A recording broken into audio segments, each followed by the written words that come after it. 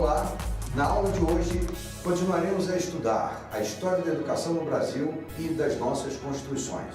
Hoje estudaremos a Nova República e as constituições de 1824, 1891 e 1934.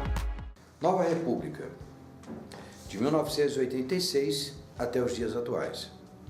No fim do regime militar, a discussão sobre as questões educacionais já haviam perdido o seu sentido pedagógico e assumido um caráter político.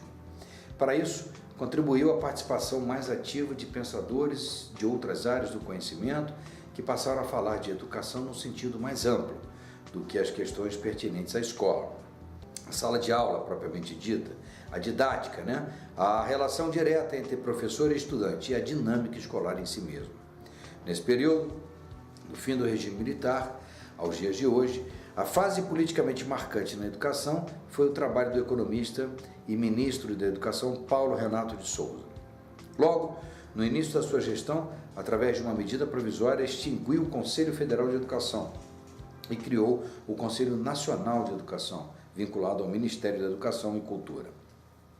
Esta mudança tornou o Conselho menos burocrático e mais político. Jamais houve execução de tantos projetos na área de educação numa só administração. O mais contestado deles foi o Exame Nacional de Cursos e o seu Provão, onde os alunos das universidades têm que realizar uma prova ao fim do curso para receber os seus diplomas. Essa prova, em que os alunos podem simplesmente assinar a ata de presença e se retirar sem responder nenhuma questão, é levada em consideração como avaliação das instituições. Além do mais, entre outras questões, o exame não diferencia as regiões do país. Concluindo, podemos dizer que a história da educação brasileira tem um princípio, meio e fim bem demarcado e facilmente observável. Ela é feita de rupturas marcantes, onde em cada período determinado teve características próprias.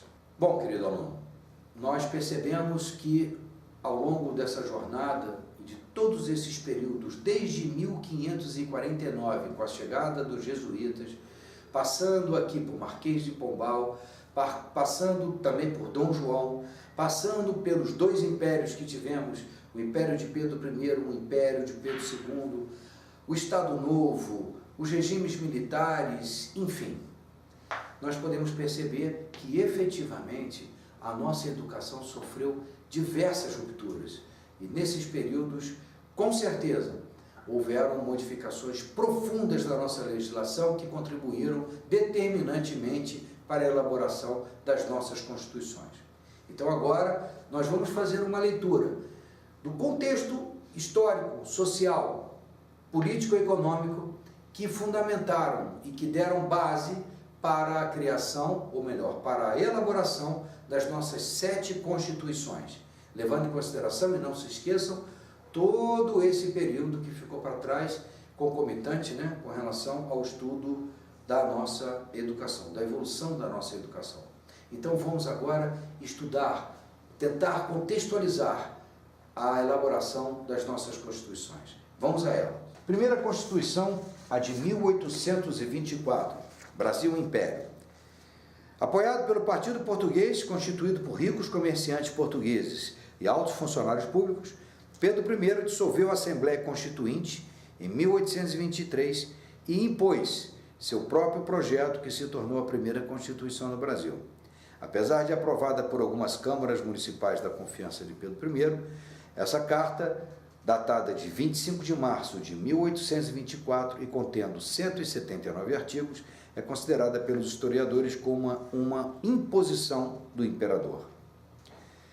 Entre as principais medidas dessa Constituição, destaca-se o fortalecimento do poder pessoal do imperador com a criação do poder moderador, que estava acima dos poderes executivo, legislativo e judiciário.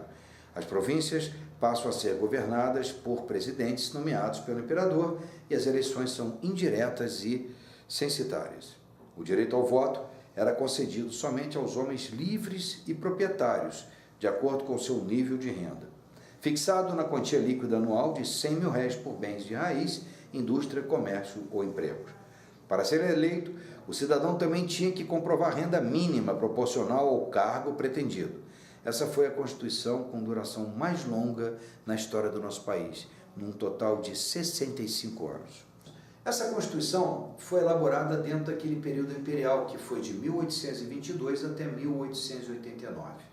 Então percebam que, a exemplo da nossa educação, que viveu ali uma retração muito grande, apesar de todo o incentivo, por exemplo, à cultura e às experiências científicas feitas por Pedro II, já no Segundo Império, ainda assim você pode perceber que esta Constituição, que foi outorgada pelo imperador, nos demonstra claramente a limitação da participação da sociedade dentro do contexto desta elaboração. Vejam vocês que, apesar de haver uma Assembleia Nacional Constituinte para a elaboração dessa Constituição, verificou-se que o imperador a dissolveu e fez valer a sua vontade. Então vamos dar sequência agora, passando para um resumo da nossa segunda Constituição. Segunda Constituição brasileira é a de 1891. O Brasil já era uma república. Após a proclamação da República em 15 de novembro de 1889, houve mudanças significativas no sistema político e econômico do país, com a abolição do trabalho escravo, a ampliação da indústria, o deslocamento de pessoas do meio rural para os centros urbanos e também o surgimento da inflação.